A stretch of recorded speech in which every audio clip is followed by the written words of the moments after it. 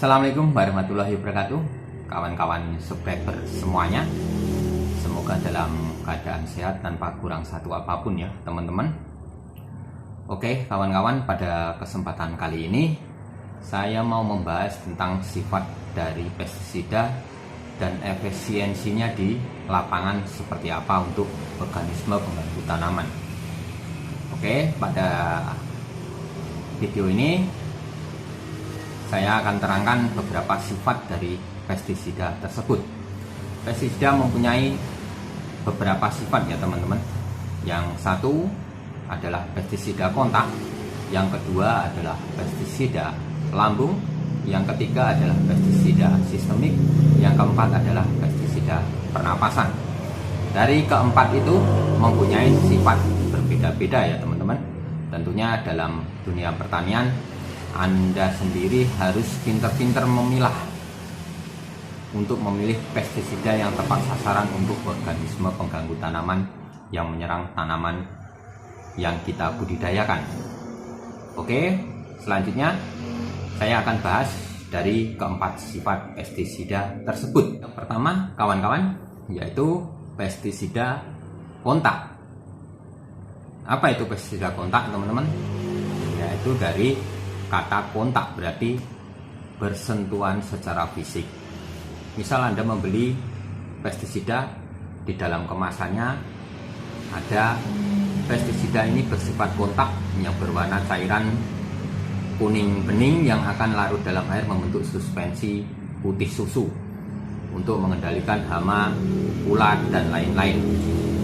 Nah, pestisida yang bersifat kontak akan membunuh organisme pengganggu tanaman dengan cara mengenai fisik hama tersebut teman-teman.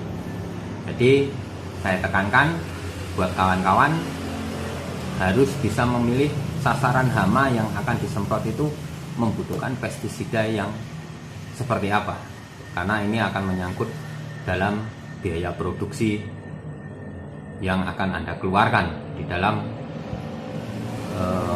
pertanian nanti.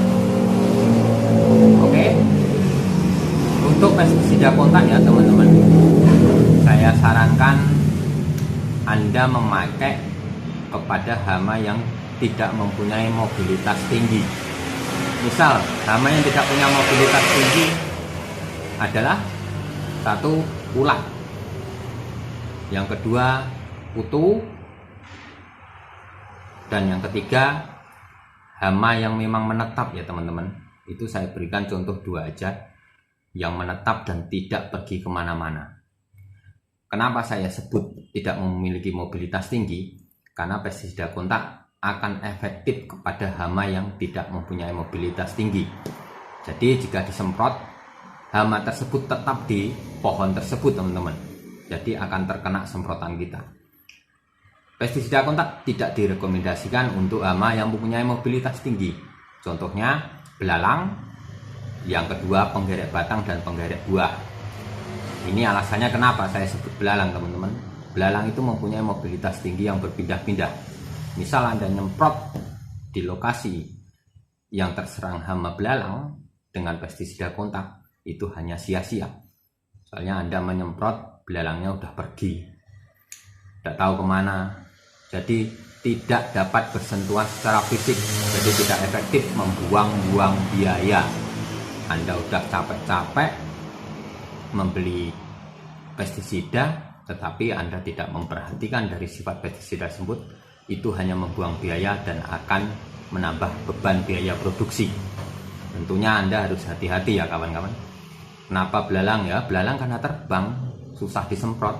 Kenapa penggerek batang dan buah tidak bisa pakai kontak? Ya karena di dalam buah, di dalam batang, jadi tidak cocok untuk pestisida kontak. Nah, itu keefisiensinya ya teman-teman. Oke, lanjut yang kedua adalah pestisida sistemik teman-teman. Apa itu pestisida sistemik? Pestisida sistemik adalah pestisida yang akan diserap oleh tanaman yang kita produksi, akan menyebabkan keracunan kepada hama yang memakan tanaman tersebut. Jadi sifatnya teman-teman, jika Anda menyemprot pestisida sistemik, pestisida pestisida tersebut akan diserap oleh tanaman tersebut. Jadi tanamannya itu beracun teman-teman. Untuk golongan hama yang memakannya akan mati. Ini akan saya kasih tambahan lagi. Efektivitas pestisida sistemik itu akan bagus disemprot pada pukul 8 sampai 10 pagi. Ini juga ada ilmunya ya kawan-kawan. Ilmu biologi juga harus kita pakai dalam dunia pertanian. Karena memang biologi dan pertanian itu tidak jauh beda karena berhubungan dengan alam ya. Kenapa saya bilang jam 8 sampai jam 10? Pada jam itu adalah terbukanya stomata pada bagian daun. Terus ada yang kalau bertanya apa hubungannya stomata dengan pestisida sistemik? Karena disitulah tinggi-tingginya stomata pada daun terbuka besar-besar kawan-kawan. Jadi kalau Anda menyemprot pestisida sistemik itu akan lebih efektif diserap oleh tanaman pada daun tersebut kawan-kawan. Jadi kalau Anda nyemprot pestisida sistemik, usahakan jangan permukaan daun saja. Usahakan nyemprot di bawah daun, itu paling efektif ya. Dengan pukul 8 sampai 10 semprot pada bawah daun. Karena stomata tidak di atas permukaan daun teman-teman, tapi di bawah permukaan daun. Itu akan lebih efektif ya kawan-kawan diserap oleh makanan itu sendiri. Nah, semua itu harus dilakukan pada pukul 8 sampai 10 pagi. Jangan di siang bolong kawan-kawan. Itu keefektifan pestisida tersebut kurang efektif karena stomata udah hampir menutup semuanya. Oke, selanjutnya adalah pestisida yang bersifat lambung ya. Apa itu pestisida yang bersifat lambung? Berarti lambung itu berhubungan dengan pencernaan. Jadi pestisida ini akan bereaksi membunuh organisme pengganggu tanaman jika racun tersebut masuk ke organ pencernaan hama tersebut. Jadi sifatnya gini kawan-kawan. Anda nyemprot tanaman. Saya kasih contoh. Anda semprot. Ini umpamanya saya semprot ya teman-teman. Nah, bagian daun yang terkena racun ini akan mengandung racun menempel di daunnya. Di daunnya seperti ini. Setelah menempel dan mengering, daun ini akan beracun. Nah, pestisida lambung sifatnya seperti itu. Jadi kalau ada hama makan daunnya ini beracun. Hama tersebut akan keracunan karena racun tersebut masuk ke organ pencernaan. Nah, kalau untuk pestisida lambung gimana ya bentuk penyemprotan? Bentuk penyemprotan saya sarankan semuanya lebih bagus jam 8 sampai 10 pagi untuk seluruh tipe pestisida ya teman-teman. Itu lebih bagus daripada siang hari. Siang hari tidak saya rekomendasikan karena penguapannya juga terlalu tinggi. Oke, selanjutnya yang pestisida keempat adalah pestisida yang bersifat pernapasan. Apa itu pestisida yang bersama-sama? Apa itu pestisida yang bersifat pernapasan? Adalah pestisida yang akan membunuh organisme pengganggu tanaman jika organisme tersebut menghirup pestisida yang kita semprotkan tersebut teman-teman. Jadi jika Anda nyemprot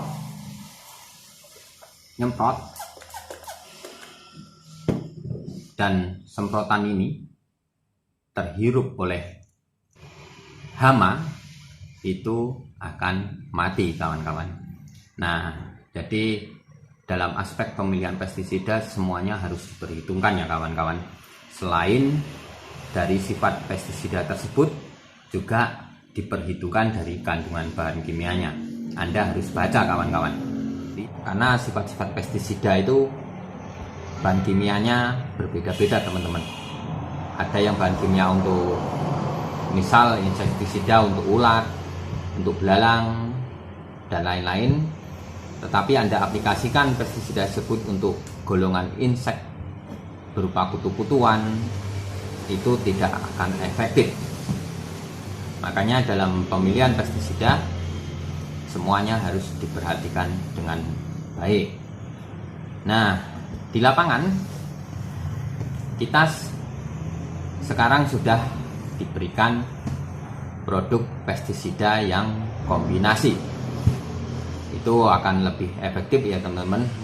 Mungkin ya harganya agak mahal dikit daripada pestisida yang tunggal. Tunggal itu ya kontak, sistemik, itu saja. Tetapi yang kombinasi adalah pestisida yang dari sifatnya sudah digabungkan. Misal ada pestisida yang bersifat kontak, lambung, dan pernapasan digabung menjadi satu. Itu sekarang produk itu sudah banyak diciptakan oleh produsen pestisida. Tujuannya yaitu untuk mempersingkat waktu dalam pengendalian hama di lapangan ya teman-teman. Tapi semua itu Anda juga harus memperhatikan di lapangan hama apa yang perlu Anda kendalikan. Jika hanya ulat dan harga dari pestisida, umpamanya Anda saya tak pakai pestisida yang kontak, lambung, pernapasan untuk ulat inilah biar matinya cepat, itu boleh-boleh saja kawan-kawan, tetapi pasti biayanya juga akan lebih mahal. Tapi jika pestisida kontak untuk ulat dan harganya lebih murah dan itu diaplikasikan efektif, Anda pilih yang kontak saja, tidak apa-apa, karena itu bisa menekan biaya produksi. Oke teman-teman, itu info yang bisa saya bagi buat kawan-kawan semua. Karena dalam muliaan tanaman, pestisida ini tidak lepas dari penerapannya untuk pengendalian hama di lapangan. Jadi ini yang bisa saya bagi ya teman-teman. Semoga bisa berguna dan bisa diaplikasikan di lapangan. Oke kawan-kawan, itu saja ya yang bisa saya bagi. Jika ada salah mohon dikoreksi di komentar. Terima kasih. Assalamualaikum warahmatullahi wabarakatuh.